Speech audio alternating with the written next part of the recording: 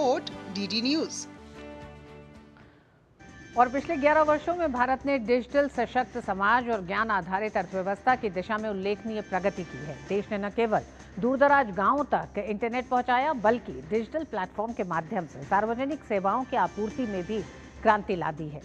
तो चलिए जानते हैं कैसे पिछले 11 सालों यानी कि डिजिटल क्रांति ने शहरी और ग्रामीण क्षेत्रों के बीच की दूरी को पाटने में एक महत्वपूर्ण भूमिका निभाई है। छोड़े जा रहे हैं आपको इसके साथ, हमें दीजिए अनुमति। मिड डे प्राइम में नमस्कार।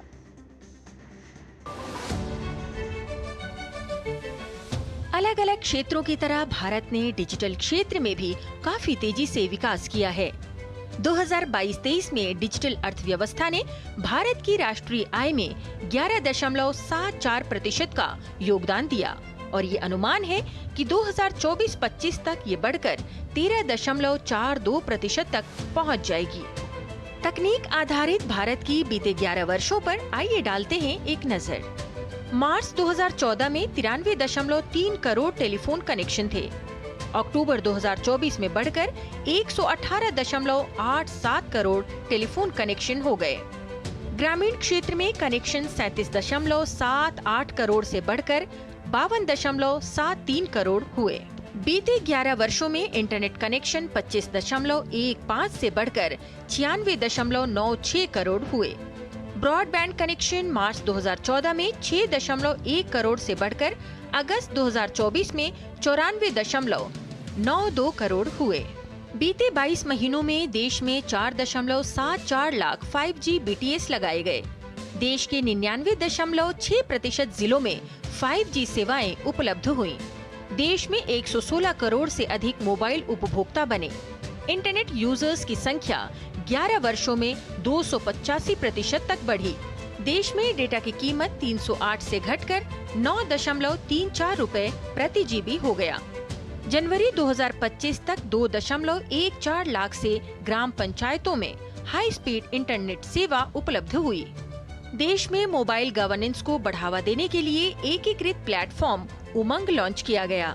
केंद्र से लेकर स्थानीय सरकार तक की 2300 से अधिक ई सेवाओं तक नागरिकों की सुगम पहुंच हुई। मई 2025 तक उमंग पर 8.25 करोड़ उपयोगकर्ता पंजीकृत हुए।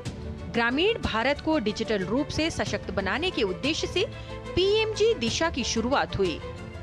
इसका लक्ष्य 6 करोड़ लोगों को डिजिटल साक्षर बनाना था। 31 मार्च 2024 को योजना की समाप्ति तक 7.35 करोड़ लोगों का नामांकन हुआ। भाषिणी ऐप की शुरुआत राष्ट्रीय भाषा अनुवाद मिशन NLTM के तहत अग्रणी पहल है। मई 2025 तक भाषिणी की 35 से अधिक भाषाओं में सेवाएं प्राप्त हुईं। 1600 से अधिक AI मॉडल और 18 भाषाई सेवाओं का समर्थन भी प्राप्त हुआ। 8.5 लाख से अधिक लोगों ने मोबाइल ऐप भी डाउनलोड किया। 7 मार्च 2024 को इंडिया AI मिशन को केंद्रीय कैबिनेट की मंजूरी मिली। 5 वर्षों में 10,371.92 करोड़ रुपए का कुल बजट निर्धारित किया गया। इसका उद्देश्य राष्ट्रीय प्राथमिकताओं के अनुरूप उत्तरदायी AI नवाचार को बढ़ावा देना है।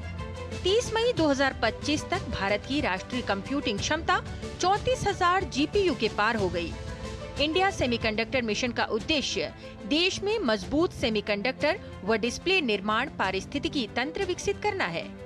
मई 2025 तक 6 सेमीकंडक्टर परियोजनाओं को मंजूरी मिली।